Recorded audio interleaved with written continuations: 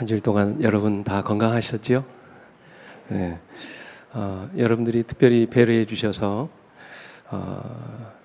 저희들이 한 주일 동안 참 편안한 육신의 쉼과 또 평안을 얻는 그런 시간이 됐습니다. 감사드립니다. 오늘 말씀의 제목은 마라의 쓴물을 만났을 때, 그런 제목을 가지고 이 시간 같이 말씀을 나누겠습니다. 먼저 말씀 같이 교독합니다. 출애굽기 15장 22절부터 27절까지 말씀입니다. 제가 먼저 읽습니다. 모세가 홍해에서 이스라엘을 인도하며 그들이 나와서 수르 광야로 들어가서 거기서 사흘 길을 걸었으나 물을 얻지 못하고 마라에 이르렀더니 그곳 물이 써서 마시지 못하겠으므로 그 이름을 마라라 하였더라. 백성이 모세에게 원망하여 이르되 우리가 무엇을 마실까 하매 모세가 여호와께 부르짖었더니 여호와께서 그에게 한 나무를 가르치시니 그가 물에 던지니 물이 달게 되었더라.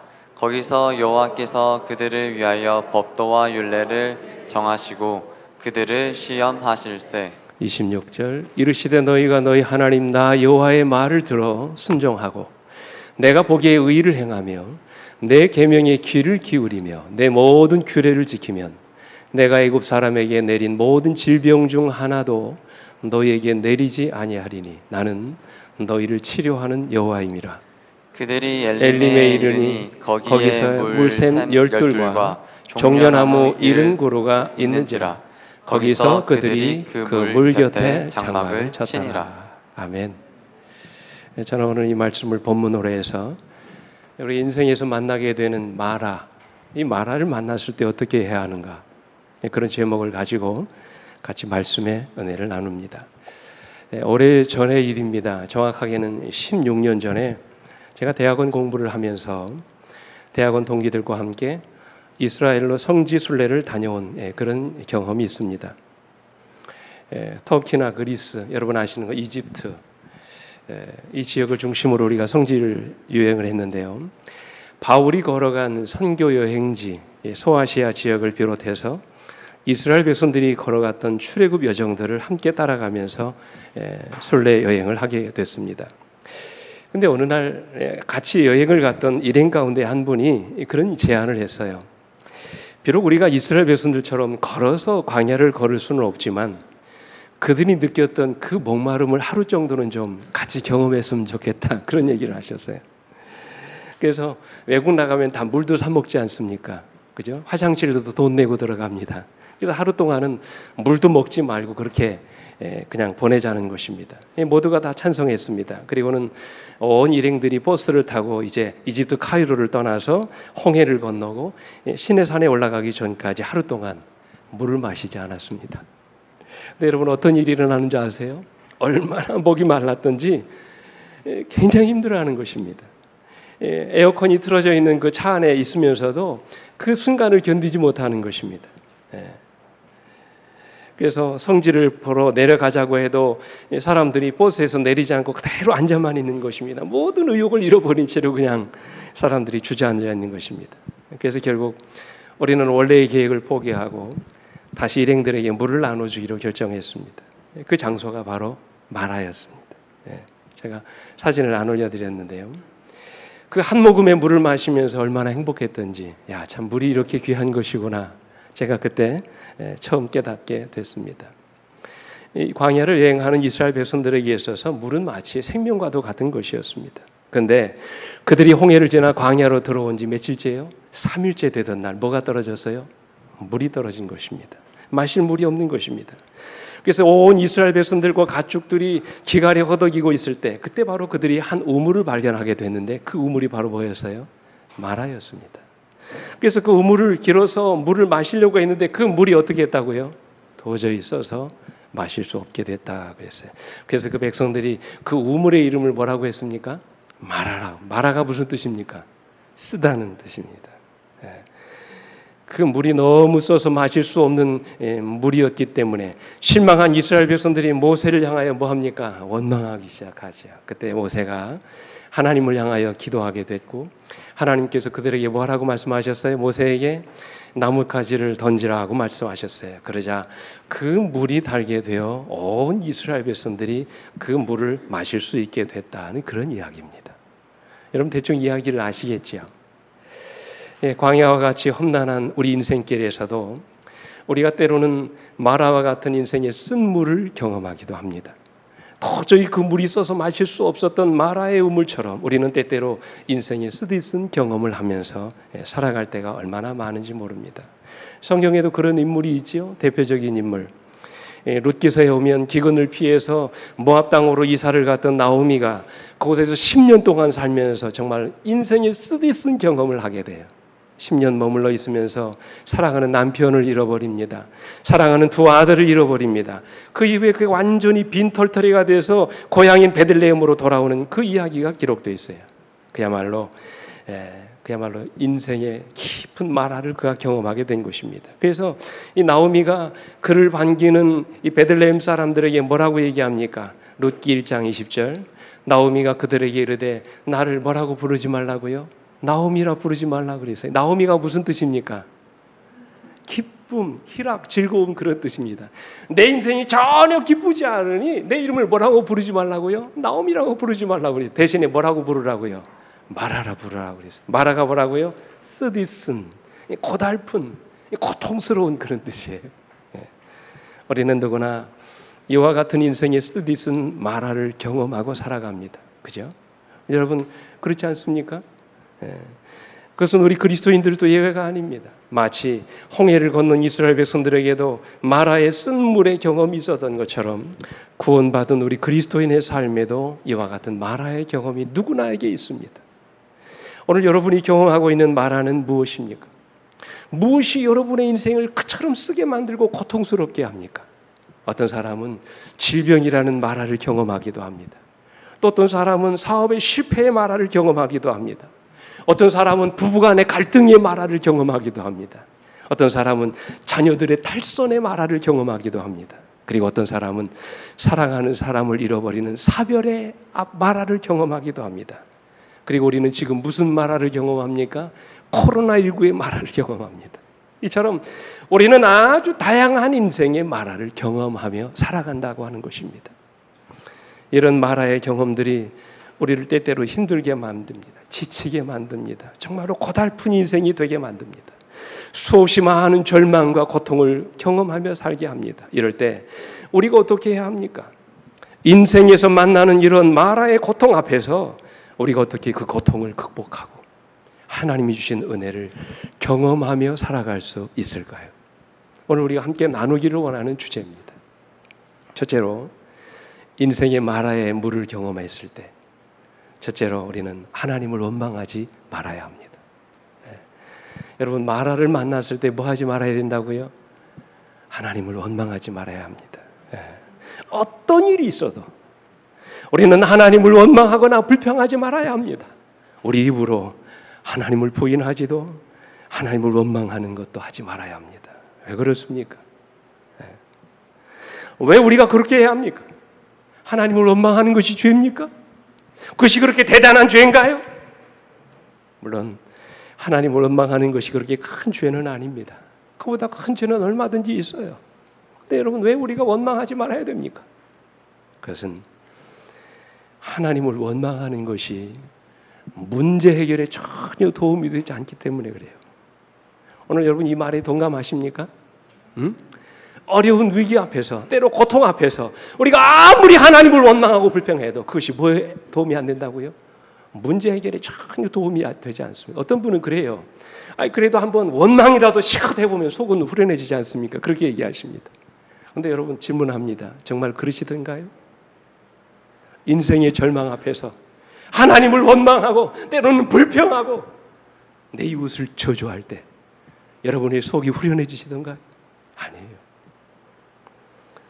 우리가 하나님을 원망하면 할수록 오히려 우리의 원망하는 것들이 어떻게 됩니까? 눈덩어리처럼 커집니다. 원망이 꼬리에 꼬리를 물고 일어납니다. 그리고 우리의 원망이 어떻게 되는 줄 아세요?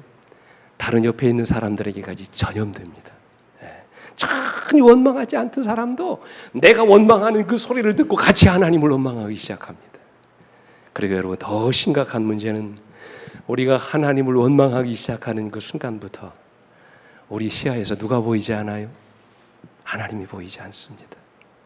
오히려 우리가 원망하는 문제만 크게 보이고 그 문제를 해결할 수 있는 누가 보이지 않아요? 하나님이 보이지 않게 되는 것입니다. 그래서 오늘 본문에도 보십시오. 출애굽기 15장 24절 같이 읽겠습니다. 시작. 백성이 모세에게 원망하여 이르되 우리가 무엇을 마실까 그랬어요.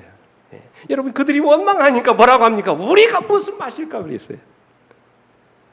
어떻게 물을 마실 수 있는지를 놓고 고민하는 것입니다. 어려운 현실 너머에 하나님을 바라보지 못하는 것입니다. 절망적인 형편을 바라보고 그들이 어떻게 물을 마실 수 있는지 그들이 묻고 있는 것입니다. 불가능한 일이지요. 그래서 그들이 입에서 그토록 절망스러운 언어들이 나올 수밖에 없는 것입니다. 이것이 바로 원망이 가져오는 비극이에요. 이처럼 원망은 우리로 하여금 하나님을 바라보지 못하게 합니다. 어려운 현실 앞에 절망하도록 만들어버립니다. 근데 우리 주님은 우리에게 뭐라고 말씀하셨어요? 같이 읽어볼까요? 저는 이 말씀이 참 좋습니다. 시작. 그러므로 염려하여 이르기를 무엇을 먹을까, 무엇을 마실까, 무엇을 입을까 하지 말라. 이는 다 이방인들이 구하는 것이라. 너희 하늘 아버지께서 이 모든 것이 너희에게 있어야 할 줄을 아시느니라 그랬어요. 아멘. 하나님은 다 아세요. 내가 얼마나 고통스러운지, 내가 얼마나 아파하는지, 내가 이 고통과 시련 앞에 얼마나 절망하고 좌절해 있는지 주님은 다 아십니다. 그래서 영감님은 이렇게 말씀하셨어요. 현실 생애를 위한 너희의 필요가 돌봄을 받지 못할까? 뭐 하지 말라? 걱정하지 말라. 너희가 하나님을 섬기는 데 열중하면 하늘과 땅의 모든 권세를 가지신 분께서 너희의 필요를 채워주실 것이다. 믿으십니까? 아멘.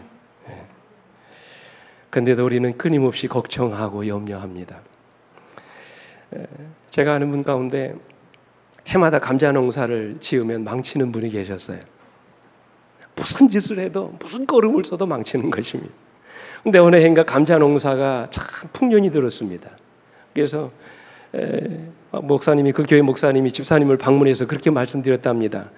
작년에는 감자 농사가 잘 안 돼서 걱정이 많았는데 올해는 감자가 풍년이 들어서 좋으시겠어요? 그렇게 여쭤봤답니다. 그랬더니 집사님이 하시는 말씀이 그렇게 대답하더랍니다. 그렇지만은 않아요. 감자 농사가 너무 잘 되니까 뭐 할 게 없다고요? 씨감자 할 게 없어 걱정이라는 거예요. 여러분 원망도 불평도 뭐예요? 습관입니다. 왜 우리가 그렇게 자주 염려하고 걱정합니까? 왜 우리가 하나님을 향하여 그렇게 자주 원망하고 불평합니까? 이유는 하나지요. 하나님을 믿지 못하기 때문에 그래요. 그렇죠? 그분이 베풀어 주신 은혜를 너무나도 우리가 쉽게 잊어버리기 때문에 그렇습니다. 그분이 우리를 어떻게 인도해 오셨는지 우리가 너무 자주 잊어버리고 살기 때문에 그래요. 그분이 나를 어떻게 구원해 주셨는지, 내가 어떻게 일하고 내가 어떻게 입고 먹었는지 우리가 그 놀라운 하나님의 은혜를 너무나도 자주 잊어버리고 살기 때문에 그래요. 그래서 하나님을 믿지 못하는 것입니다. 그러나 영감의 글에 이렇게 말씀하셨어요. 그들은 저 신비한 구름 속에 계신 하나님께서 그들과 모세를 거기까지 인도하셨다는 사실을 뭐하지 못하고 기억하지 못하고 그랬어요. 여러분 마라의 우물까지 그들을 인도하시는 분은 누굽니까? 모세가 아니었어요. 누굽니까? 하나님이셨습니다. 그러면 여러분 하나님이 그들의 삶을 책임져 주지 않으시겠습니까? 그래서 서양 속담에 그런 말이 있어요. 상처는 모래 위에 새기고 은혜는 돌 위에 새기라는 말이 있습니다. 하나님이 베풀어 주셨던 은혜를 우리가 잊어버리지 말고 살아야 된다는 그런 말씀이에요. 시편에도 보면 시편 기자가 이런 말을 했습니다. 시편 103편 2절로 5절에 내 영혼아 여호와를 송축하며 그 모든 은택을 뭐하지 말지어다 잊지 말지어다. 그가 내 모든 죄악을 사하시며 내 모든 병을 고치시며 내 생명을 파멸해서 속량하시고 인자와 긍휼로 관을 씌우시며 좋은 곳으로 내 소원을 만족하게 하사 내 청춘을 독수리같이 새롭게 하시는도다 그랬어요. 이런 은혜를 우리가 잊고 살지 않느냐는 말이에요. 그러니 그 은택을 뭐 하지 말라고요? 잊어버리지 말라고 말씀하십니다. 만약에 이스라엘 백성들이 그들에게 베풀어 주셨던 하나님의 은혜를 기억하고 있었다면 어떻게 됐을까요? 아마 어쩌면 오늘의 이야기가 달라졌을지도 모릅니다. 그들은 불과 3일 전만 하더라도 하나님의 놀라운 기적을 경험했던 사람들이었습니다. 죽음의 위기 앞에서 하나님이 그들을 구원하셨어요. 앞에는 홍해가 가로막혀 있고 뒤에는 바로의 군대가 쫓아오는 진퇴양난의 위기 앞에서 하나님이 정말 기적 같은 방법으로 그들의 생명을 구원하셨어요. 여러분 어떻게 구원하셨습니까? 하나님이 흐르던 홍해 물을 뭐 하셨습니까? 멈추게 하시고 물벽을 이루게 하신 다음에 마른 땅으로 그들을 건너가게 하셨어요. 그리고는 뒤따라오던 바로의 군대를 홍해의 바닷물 속에 수장시켜 버렸어요. 무슨 얘기입니까? 도저히 인간의 상식으로 이해할 수 없는 그런 방법으로 하나님이 그들을 구원하신 것입니다. 그래서 그들은 홍해를 건너고 난 이후에 그들에게 베풀어 주신 하나님의 그 놀라운 은혜에 감격하고 감사해서 찬양과 예배를 드렸어요. 그 일이 불과 며칠 전의 이야기예요? 3일 전의 이야기예요.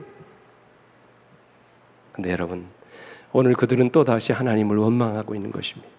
그들에게 마실 물이 없다고, 이 물이 있어서 도저히 마시지 못하겠다고 하나님을 원망하는 것입니다. 그들에게 베풀어 주셨던 하나님의 은혜는 까마득하게 잊어버리고 그들 앞에 있는 어려운 현실만을 놓고 하나님을 불평했던 것입니다. 우리 사랑하는 성도 여러분, 오늘 여러분들은 인생에서 만난 마라의 고통으로 인하여 하나님을 향한 원망의 유혹이 혹시 여러분의 마음속에 꿈틀거리고 있지는 않으십니까? 먼저 여러분의 마음속에 하나님이 베풀어 주셨던 은혜의 순간들을 이 시간 기억하게 되기를 간절히 바랍니다. 아무리 쓰디쓴 인생의 마라를 만날지라도 하나님을 향하여 원망하거나 불평하지 않게 되기를 간절히 바랍니다. 전능하신 하나님을 바라보고 그분이 여러분을 최선의 길로 인도하실 것을 믿게 되시기를 간절히 바랍니다. 여러분에게 말씀드립니다. 우리 하나님은 살아계십니다. 그 하나님이 여러분과 저의 인생을 책임져 주실 것입니다. 그리고 가장 안전한 길, 가장 최선의 길로 여러분과 저의 인생을 인도해 주실 것입니다. 여러분, 이게 믿음 아닙니까? 이처럼 우리가 하나님을 믿을 때 기적이 일어나게 되는 것입니다. 영감매들은 이렇게 말씀하십니다. 어떤 사람은 항상 불행을 예상하거나 실제로 존재하는 어려움을 뭐함으로? 과장함으로 그들의 눈이 어두워져서 그들이 감사해야 할 많은 축복들을 뭐한다? 보지 못한다. 그래서 두 단어를 여러분 특별히 기억하십시오. 어떤 사람들은 항상 불행을 뭐하거나 예상하거나, 여러분 그런 경험 많지요. 아직 그렇게 되지도 않았습니다. 근데 우리가 추측하는 것이에요. 그렇게 될 거라고 생각하는 것입니다. 그렇게 단정하는 것입니다. 그리고 불평하는 것입니다. 그리고는 실제로 자기에게 존재하지도 않는 어려움을 어떻게 한다고요? 과장하는 거예요. 그래서 그들의 눈이 어떻게 돼요? 어두워짐으로 인하여 그들이 감사해야 할 많은 축복들을 뭐 한다고요? 보지 못한다고 그랬어요. 여러분, 이게 우리의 이야기 아닙니까? 그죠? 그렇지 않나요? 독일의 재무장관을 지낸 바텐이라고 하는 사람이, 바덴이라는 사람이 있습니다. 참 훌륭한 사람이에요. 이분은 모든 일을 긍정적으로 보고 늘 매사에 하나님께 감사하는 사람이었어요. 그래서 이 사람의 실력이 인정받고 탁월한 지도력을 갖고 있어서 이 사람이 나중에 독일의 재무장관이 됐습니다. 어떻게 이렇게 위대한 인생을 살게 되었나? 그의 자서전을 읽어보면 한 가지 계기가 있었습니다. 그건 대부분 위대한 사람들이 그랬던 것처럼 젊었을 때 대단히 어려운 시절을 겪었습니다. 그래서 고생을 많이 했는데 한 번은 어느 지방 여행을 갔다가 돈이 없어서 싸구려 여관방에 묵게 됐습니다. 근데 다음날 일어나 봤더니 다 떨어진 자기 구두가 누가 도둑질해 간 것입니다. 참 벼룩에 간을 내먹지. 좋은 구두도 아니고 다 떨어진 이런 구두를 누가 훔쳐간 것입니다. 너무 어렵게 사니까. 어떻게 합니까? 여행 중에 잃어버렸으니 어떻게 합니까? 다시 사야 되면 살아가려면 뭐를 신고 가야 합니까? 신발을 신고 가야 되죠. 화가 났어요. 어느 놈이 신발을 훔쳐갔느냐고 욕을 했습니다. 하나님도 무심하시지. 나같이 가난한 사람의 신발까지 훔쳐가게 하시다니. 하나님이 원망스러웠어요. 마침 그날 그들이 지키는 소위 주일이었습니다. 일요일이었어요. 여관 주인이 창고에서 헌 신발 하나를 꺼내 빌려주면서 같이 교회 나가자고 그러더래요. 마지못해서 같이 교회에 끌려갔습니다. 남들은 다 찬송하고 기도하는데 자기는 전혀 그러고 싶은 마음이 안 생기더래요. 하나님 앞에 감사할 만한 마음이 전혀 들지 않았습니다. 신발을 잃어버린 것 때문에 속이 계속 부글부글 끓기만 했습니다. 그러다가 바로 옆자리에 앉아있는 한 사람을 보게 됩니다. 이 사람이 찬송을 하는데 눈물을 흘리고 감사하면서 하나님께 기도를 드리는 것입니다. 하나님께 찬송할 때도 눈물 젖은 눈으로 감사하는 것입니다. 그래서 이 사람을 가만히 봤더니 뭐가 없어요? 두 다리가 없는 것입니다. 이 바데는 그 순간 일생일 때 가장 충격적인 일이었다고 그랬어요. 그리고 그는 자신을 돌아보게 됐어요. 그는 이렇게 고백합니다.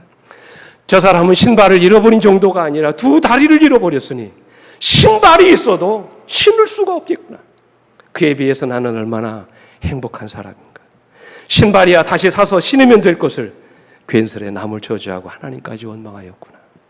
하나님 앞에 회개했다는 것이죠. 그래서 그 후로 그는 그의 인생관이 달라졌어요.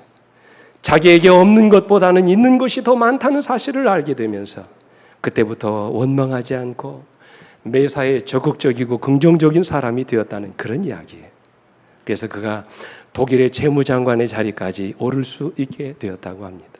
여러분, 하나님은 이처럼 모든 일에 감사하는 사람을 축복하십니다. 그러므로 우리는 하나님을 뭐 하지 마셔야 돼요? 원망하지 마셔야 돼요. 둘째로 마라의 순물을 만났을 때 우리는 기도하셔야 합니다. 아무리 고통스러운 마라를 만나더라도 우리는 가장 먼저 우리가 믿는 하나님을 향하여 어떻게 해야 돼요? 기도하셔야 합니다. 우리가 만난 이 인생의 쓴물을 단물로 고쳐주시라고 하나님께 부르짖어야 합니다. 그때 하나님이 기적을 일으켜 주시는 거예요. 오늘 본문에도 보십시오. 얼마나 상반된 이야기가 기록되어 있는지 보세요. 백성이 모세에게 뭐하여? 원망하여 이르되 우리가 무엇을 마실까 하매 25절 모세는 어떻게 합니까? 모세가 여호와께 뭐 했다고요? 부르짖었다니 그랬어요. 백성들은 원망하는데 똑같은 위기 앞에서 모세는 뭐해요? 하나님께 부르짖어 기도했다고 그랬어요. 이 부르짖었다는 말을 영어 성경을 찾아보면 다 끄집어내 놨다고 그래요. 속에 있는 cry out이라고 그러는데 그 속에 있는 걱정, 염려, 불안 모든 것들을 다 주님 앞에 어떻게 했다고요? 끄집어내 놨다고 그랬어요. 모세가 지금 그런 간절한 기도를 하나님께 드리고 있는 것입니다. 실제로 영감에 그런 이렇게 말씀하십니다. 모세는 그들이 곤경에 빠져 비탄해하는 모습을 보고 크게 슬퍼하면서 그들이 행하기를 잊어버린 그 일을 했다. 그 일은 하나님께 열렬히 부르짖는 일이었다고 그랬어요. 여러분, 오늘 여러분의 고통스러운 인생의 마라 앞에 혹시 여러분은 그저 원망하고 절망만 하고 있지 않으십니까? 오늘 이 시간 오늘 여러분들과 저의 삶 속에 과거에 이스라엘 백성들이 잃어버렸던 그래서 모세가 그 잃어버린 일을 찾아 하나님께 간절히 부르짖어 기도했던 여러분의 잃어버린 기도를 다시 회복하시게 되기를 간절히 바랍니다. 원망이 불신앙의 결과라면 기도는 믿음의 열매입니다. 다시 말씀드려요. 원망이 불신앙의 결과라면 기도는 믿음의 열매입니다. 그래서 백성들은 마라의 우물 곁에서 모세를 향하여 원망했지만 모세는 하나님을 향하여 기도했던 것입니다. 불평과 원망을 늘어놓는 백성들에 맞서서 변론하거나 그들의 믿음 없음을 책망하지 않고 그들의 문제를 놓고 하나님께 간절히 부르짖어 기도했던 것입니다. 하나님은 그런 모세에게 즉각적인 기도의 응답을 주셨어요. 기도를 통해서 문제를 해결할 수 있는 방법을 제시해 주셨습니다. 그렇습니다, 여러분. 기도에 답이 있음을 기억하시게 되기를 간절히 바랍니다. 하나님은 기도하는 자에게 반드시 응답을 주십니다. 그래서 에레미야 선지자는 말했죠. 같이 읽어볼까요? 시작. 너는 내게 부르짖으라. 내가 내게 응답하겠고 내가 알지 못하는 크고 은밀한 일을 내게 보이리라 그랬어요. 너는 내게 부르짖으라. 내가 내게 뭐 하겠고요? 응답하겠고 내가 알지 못하는 크고 은밀한 일을 내게 보여줄 것이라고 말씀하셨어요. 한 번은 이 바울과 실라가 복음을 전하다가 빌립보 감옥에 갇히게 됐습니다. 그런 상황에서도 그들은 하나님을 원망하거나 불평하지 않았다고 그랬어요. 오히려 그들은 기도하고 복음을 위하여 핍박을 받는 것을 오히려 영광스럽게 생각했다고 그랬어요. 그리고 그날 저녁 그들이 감옥에서 손과 발이 다 착고에 묶인 채로 하나님께 뭐 했습니까? 찬양을 했어요. 그때 여러분 어떤 일이 일어났습니까? 그때 여러분 옥문이 열리고 그들을 묶어놓았던 족쇄가 풀어지는 기적이 일어났어요. 그죠? 그들을 때리고 핍박하던 간수가 회개하고 그와 그의 온 집안 사람들이 다 예수 믿고 구원받는 놀라운 역사가 일어났어요. 여러분 이것이 바로 기도의 능력입니다. 오늘 여러분의 삶 속에 마라와 같은 인생의 고통스러운 문제가 있습니까? 모세처럼 문제 해결자 되시는 하나님께 가장 먼저 기도하시는 여러분과 제가 되기를 간절히 바랍니다. 여러분 우리의 기도를 들으시는 하나님은 어떤 분이십니까? 그날 모세가 기도했을 때 하나님은 즉각적인 해결책을 가르쳐 주셨어요. 하나님의 명령대로 모세가 나뭇가지를 우물에 던지자마자 쓴 물이 단물로 변해되는 놀라운 기적이 일어났어요.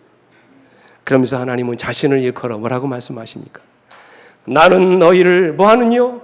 치료하는 여호와임이라 말씀하셨어요. 여러분 우리 하나님은 어떤 분이시라고요? 우리 인생을 치료하시는 하나님이십니다. 내 인생의 쓴 물을 단물과 같은 인생으로 바꾸시는 하나님, 바로 그 하나님이 여러분과 제가 믿으시는 하나님이라는 사실을 믿게 되시기를 간절히 바랍니다. 여러분 기도의 사람 한나를 보십시오. 그녀는 남편에게 사랑받던 여인이었습니다. 비록 그가 남편에게 아이를 낳아주지는 못했지만 남편은 한나를 그 누구보다도 사랑했어요. 그러나 그 여인에게는 뭐가 없었습니까? 아이가 없었어요. 불행했습니다. 인생의 쓰디쓴 마라를 경험하고 있었던 것입니다. 아무리 남편이 그를 위로해주고 사랑한다 할지라도 아이가 없는 인상, 그 인생은 쓰디쓴 마라와 같은 인생이었습니다. 그래서 어느 날 한나는 자신의 문제를 가지고 하나님께로 갑니다.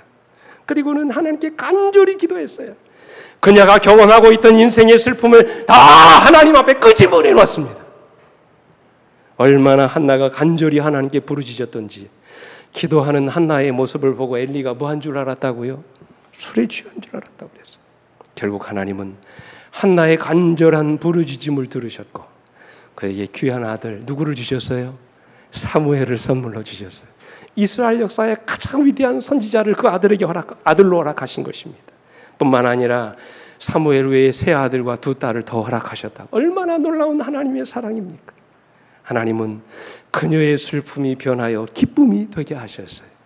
한나의 인생을 어떻게 하신 것입니까? 고쳐주신 것입니다. 제가 최근에 읽었던 책 중에 참 감동적으로 본 이야기가 있습니다. 소아마비라고 하는 장애를 딛고 인생의 성공을 거둔 김인강 교수라고 하는 그런 분의 이야기입니다. 참 이분이 얼마나 저에게 큰 도전을 주었는지 이분이 최근에 쓰신 책 가운데 기쁨 공식이라고 하는 책이 있는데요. 여러분 기회가 되시면 한번 보십시오. 절망 가운데서도 그가 어떻게 성공적인 인생을 살 수 있게 되었는지 그 삶의 이야기가 책에 다 기록되어 있습니다. 이분이 어떤 분이냐면 2살에 소아마비를 알아요. 여러분 소아마비가 뭔지 아시죠? 어려운 때 여러분 알았던 병 아닙니까? 근데 집이 너무 가난해서 치료를 제대로 받지 못해서 이 어린 나이에 두 다리를 쓰지 못하게 된 것입니다. 걸을 수 없으니까 어떻게 합니까? 포대를 바닥에 깔고 질질 끌면서 다녔어요. 어린아이가. 이 사람들이 너는 나중에 커서 거지가 될 것이라고 저주했습니다. 아버지도 술만 먹으면 집에 돌아와서 저런 쓸데없는 갖다 버리라고 막 그렇게 얘기했어요. 어머니는 등에 이 아들을 넣고 초등학교를 다니게 하기 위해서 초등학교 문턱을 넘습니다. 근데 여러분 요즘은 좀 덜 그렇습니다만 옛날에는 그러지 않아요. 장애인이 오면 우리 아들들에게 뭐가 되나 위하금을 준다고 부모들이 반대하는 것입니다. 그래서 학부모들의 반대 때문에 학교를 그만두게 됐어요. 참 불행하지요. 그리고 11살의 어린 나이에 집을 나왔습니다.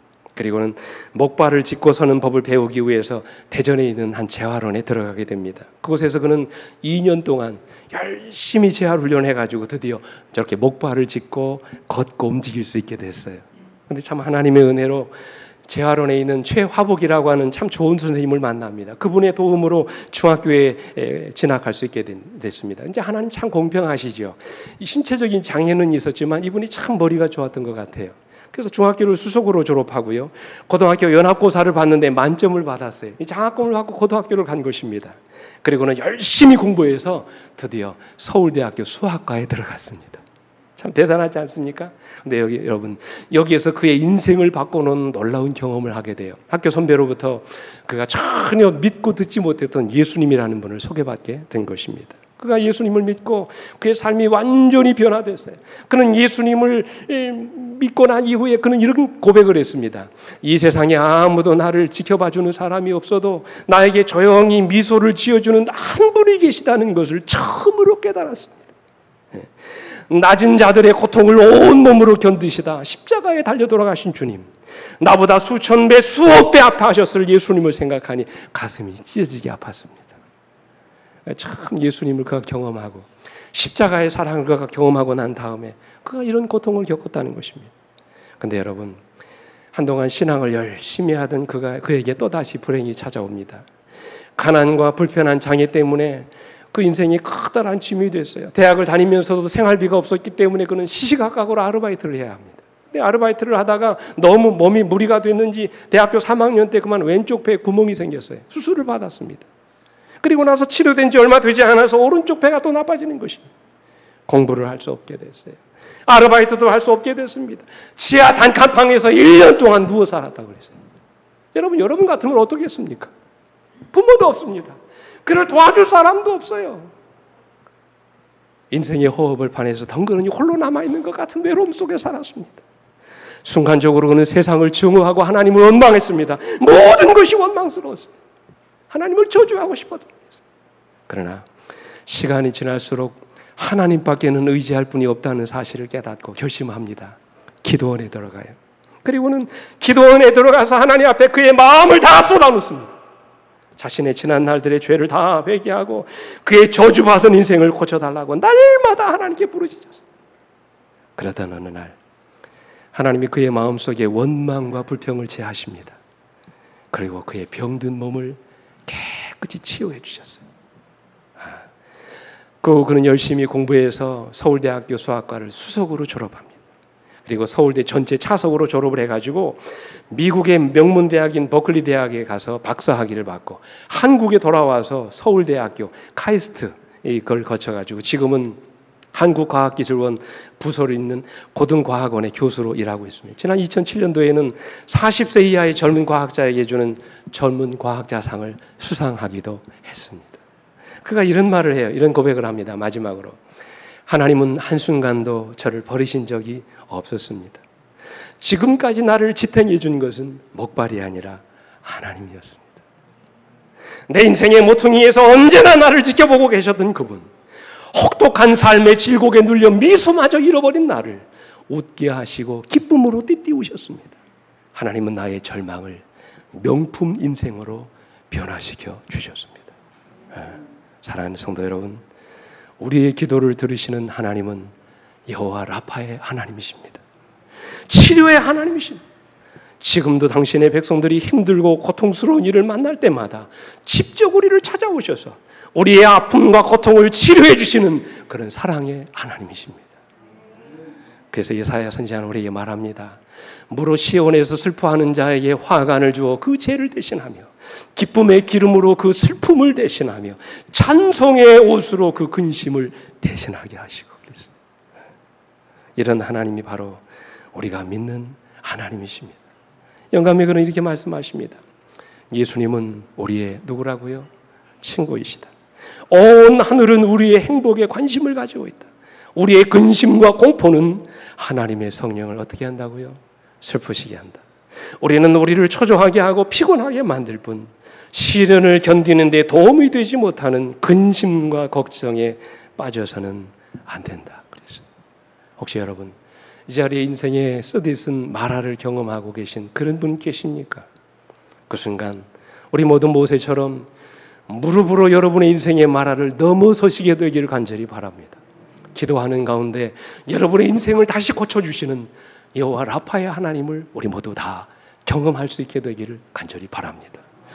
마지막으로 우리가 인생의 마라의 쓴물을 만났을 때 우리는 하나님의 말씀에 순종하셔야 돼요. 네. 여러분, 마라의 쓴물이 단물로 고쳐진 것은 모세가 여호와께서 가르치신 그 나무 가지를 우물물에 뭐 했기 때문입니까? 던졌기 때문입니다.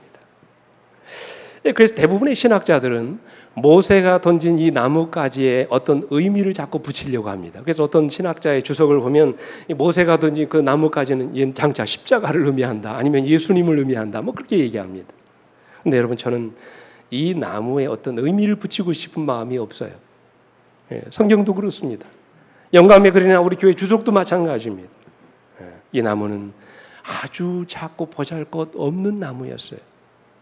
이름도 없고 아무런 효능도 없는 그런 나무였습니다. 이 나무에 어떤 특별한 능력이 있어서 쓴물이 단물로 고쳐진 것이 아니라는 말씀이에요.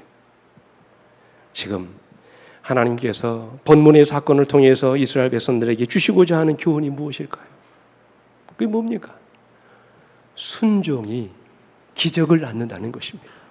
네. 그러니 내가 하는 말에 의심 없이 순종하라는 것입니다. 내가 지시하시는 말에 토를 달지 말고 순종하라는 것입니다. 내가 가라면 가고 멈추라면 멈추라는 것입니다. 바위를 쳐서 물을 내라면 치라는 거예요. 하나님이 그걸 시험하는 것입니다. 나뭇가지를 던지라고 하면 던지면 그 물이 어떻게 된다는 말이에요? 달게 된다는 것입니다. 그들의 순종이 뭐를 일으킨 것입니까? 기적을 일으킨. 여러분 25절 말씀을 다시 보실까요? 모세가 여호와께 부르짖었더니 여호와께서 그에게 한 나무를 가리키시니 그가 물에 던지니 물에 달게 되었더라. 거기서 여호와께서 그들을 위하여, 자 보세요, 뭐와? 법도와 율례를 정하시고 그들을 뭐 하셨다고요? 시험하셨다고 그랬어요. 여러분, 거기서 하나님이 뭐를 정하셨다고요? 법도와 율례를 정하셨다고 그랬어요. 여기서 말하는 법도와 율례는 이스라엘 백성들이 앞으로 지켜야 될 어떤 성문화된 법을 의미하는 것이 아니에요. 기록된 율법은, 그 율법을 주신 일은 그보다 더 이후의 일입니다. 물론 그 당시에도 구존으로 내려오는 하나님의 율법과 계명이 그들 가운데 있었던 것은 사실이에요. 그러나 여러분, 지금 본문이 말하고 있는 법도는 그런 율례의 의미가 아닙니다. 하나님이 지금 그들에게 하나의 규칙을 정하고 계시는 것입니다. 그 규칙이 무엇입니까? 내가 너희에게 이르는 말에 이유 없이 뭐 하라는 거예요? 순종하라는 것이에요. 그러면 기적이 일어난다는 것이에요. 26절 보십시오.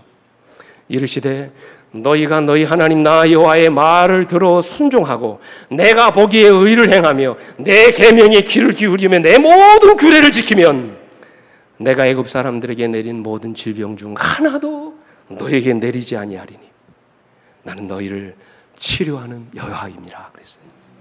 여러분, 이 말이 무슨 뜻입니까? 쉽게 얘기하면 그게요.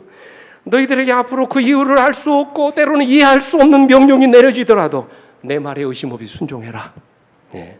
너희들이 이제 아주 험난한 광야 생활을 하게 될 것이고 내가 앞으로 너희들에게 어떤 명령을 내릴지라도 의심하지 말고 순종하라는 것입니다. 이 길로 가라면 가고 저 길로 가라면 가라는 것입니다. 하나님이 이루시는 명령에 토를 달지 말고 순종하라는 것입니다. 그곳에 목마름이 있고 때로는 배고픔이 있다 할지라도 아무런 원망도 하지 말고 앞으로 전진하라는 것입니다. 너희들이 내가 하는 말에 순종하면 내가 너희들의 삶을 책임져 주시겠다는 그런 말씀이에요. 애굽 사람에게 내려졌던 모든 질병 중 하나라도 너에게 내리지 않으시겠다는 말씀이에요. 그러니 제발 내가 하는 말에 의심 없이 순종하라는 것이에요. 네. 그러니까 여러분, 결론적으로 그 얘기입니다. 그들 앞을 가로막고 있었던 이 마라의 우물은 사실 하나님이 그들을 그곳으로 인도하셨던 일종의 하나님의 뭐였어요? 시험이었던 것입니다. 네. 모세가 그들을 그곳으로 인도한 것이 아닙니다. 하나님이 그들을 그 자리로 인도하셨던 것입니다. 왜 하나님이 쓴물이 나는 마라로 그들을 인도하셨을까요? 왜 홍해의 감격을 더 누리게 하지 않으시고 불과 3일 만에 마라의 쓰디쓴 고통을 경험하게 하셨을까요? 오늘 말씀처럼 그들의 뭐를요? 믿음을 시험하시기 위한 것이었습니다. 그들이 마라의 쓴물을 맛보면서 여전히 하나님의 인도하심에 순종하는지 그들의 믿음을 시험해 보기를 원하셨던 것입니다. 사실 여러분, 평안할 때는 모릅니다. 근심 걱정 없고 아무 문제 없을 때는 표가 나지 않습니다. 배부르고 등 땄을 때는 누구나 다 하나님을 믿고 살아가는 것 같아요. 믿음이 다 똑같은 것 같습니다. 그러나 우리들의 삶에 고통이 오고 배고픔이 오고 인생의 쓰디쓴 마라를 경험하게 될 때 우리는 우리 인생에 믿음의 본색을 드러내게 되는 것입니다. 그러므로 여러분이시여, 광야와 같은 인생을 사시다가 마라와 같은 쓰디쓴 인생의 아픔을 경험하시더라도 하나님을 원망하거나 불평하지 않게 되기를 간절히 바랍니다. 아무리 힘들고 어려운 일을 만나시더라도 하나님을 버리고 떠나시지 않게 되기를 간절히 바랍니다. 이유를 알 수 없는 고통을 만날지라도 하나님을 부인하거나 돌아서지 않게 되기를 간절히 바랍니다. 우리 하나님의 선하심을 믿으시고 끝까지 믿음으로 순종하시게 되기를 간절히 바랍니다. 어떤 일을 만날지라도 하나님을 떠나지 마시고 믿음으로 승리하시는 여러분과 제가 되기를 간절히 바랍니다. 여러분, 하나님이 우리를 시험하는 목적이 무엇입니까? 망하게 하기 위함이 아니에요. 우리가 고통당하는 것을 즐기시려는 것도 아닙니다. 이유는 한 가지죠. 우리를 연단하시기 위한 것입니다. 그래서 우리에게 더 큰 축복을 허락해 주시기 위한 것입니다. 그래서 고난을 일컬어서 뭐라고 합니까? 변장된 하나님의 축복이라고 말하는 것입니다. 하나님이 이런 마라의 고통을 통해서 우리를 연단하시고 더 큰 믿음의 사람이 되게 하시는 것입니다. 믿으십니까? 그래서 야고보 사도는 이렇게 말하지요. 내 형제들아, 너희가 여러 가지 시험을 당하거든 온전히 뭐하라? 기쁘게 여기라. 이는 너희 믿음의 시련이 인내를 만들어내는 줄 너희가 알미라. 인내를 온전히 이루라. 이는 너희로 온전하고 구비하여 조금도 부족함이 없게 하려 함이라 말씀하셨어요. 믿으십니까? 실제로 여러분, 마라의 쓴 물을 경험한 다음 그들에게 어떤 일이 일어났습니까? 결론입니다. 27절.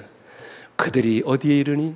엘림에 이르니 거기에 물샘 열둘과 종려나무 이른 그루가 있는지라. 거기서 그들이 그 물 곁에 장막을 치니라. 그래서 놀라운 사실은 엘림은 마라로부터 10km, 낙타로 약 한 2시간 거리, 2시간 거리에 있는 오아시스였습니다. 그야말로 마실 물과 편하게 쉴 수 있는 나무 그늘이 있는 지상의 낙원이었습니다. 온 이스라엘 백성들이 그곳에 장막을 쳤다고 그랬어요. 마라의 쓴 물 다음에 엘림의 단물이 있었던 것입니다. 그것도 멀지 않은 곳에. 엘림은 여러분 언제나 마라 가까이에 있음을 기억하시게 되길 간절히 바랍니다. 우리는 마라가 전부인 줄 알죠? 아니에요. 마라를 통과하면 머지않은 곳에 뭐가 있어요? 엘림이 있다는 사실을 기억하십시오. 그래서 마지막으로 이런 말씀을 하십니다. 많은 사람들이 이스라엘 백성들의 행적을 되돌아보고 그들의 불신과 원망에 몹시 놀란다. 그리고는 그들이 그때 있었다면 그처럼 배은망덕하지는 않았을 것이라고 생각한다. 그러나 작은 시련을 통해서 그들의 믿음이 시험을 받을 때에라도 그들은 고대 이스라엘 백성보다 더 나은 신앙과 인내를 나타내지 못하고 있다. 난관에 봉착했을 때 사람들은 하나님께서 그들을 정결케 하시기 위하여 선택하신 과정에 대하여 뭐 한다고요? 불평한다고 그랬어요. 사랑하는 성도 여러분, 엘림의 단물은 마라에서 멀지 않습니다. 우리의 어려운 현실이 전부가 아닙니다. 절망할 필요도 이유도 없습니다. 불과 2시간 거리에 엘림이 있음을 믿게 되시길 간절히 바랍니다. 마라의 축복을 믿음의 눈으로 바라보시게 되길 간절히 바랍니다. 마라는 엘림으로 가는 과정이요 관문인 것입니다. 마라의 쓴물의 고통을 경험하게 되면 우리 하나님은 머지않아 엘림의 축복을 여러분과 저에게 부어주실 줄 믿습니다. 오늘 여러분의 인생에 이런 아름다운 엘림의 축복을 누리시게 되기를 간절히 바라면서 오늘 말씀을 마치도록 하겠습니다. 함께 일어나셔서 찬양합니다.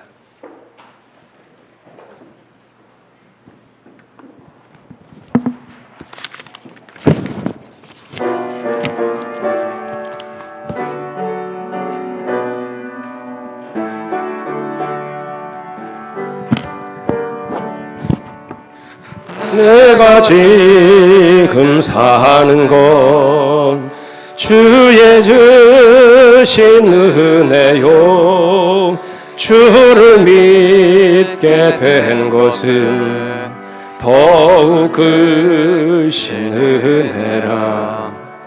넘치는 주의 사랑, 놀라운 주의 은혜 날마다 경험하며 주께 감사합니다. 세상에서 당하는 환난 고초많으나 이길 힘을 주시니 더욱 크신 은혜라. 답답할 때 기도로 기르신 손길로 어루만져 주시니 주여 감사합니다. 하늘에는 영광이 우리에겐 기쁨이 날로 더해가는 더욱 크신 은혜라. 쌓여진 사랑도 감사할 길 없어서 몸과 마음 드립니다. 진정 감사합니다. 아버지, 우리 인생의 마라 앞에서 절망하거나 주저앉지 않게 하여 주시옵소서. 우리 입술로 하나님을 불평하거나 원망하지 않게 하여 주시옵소서. 이 모든 경험이 합력하여 아름다운 역사를 이루게 하실 줄 믿게 하여 주시옵소서. 우리 인생의 쓴 물을 단물로 고쳐주실 놀라운 치유의 하나님을 믿게 하여 주시옵소서. 그래서 인생의 어려운 위기를 만날 때마다 더 좋은 것을 주실, 그리고 더 축복된 길로 인도하실 그 하나님을 믿음의 눈으로 바라보게 하시고, 그 인내 과정 속에서 아름다운 믿음을 소유하는 더 놀라운 하나님의 축복을 경험하는 아버지의 종들이 다 되게 해 주시옵소서.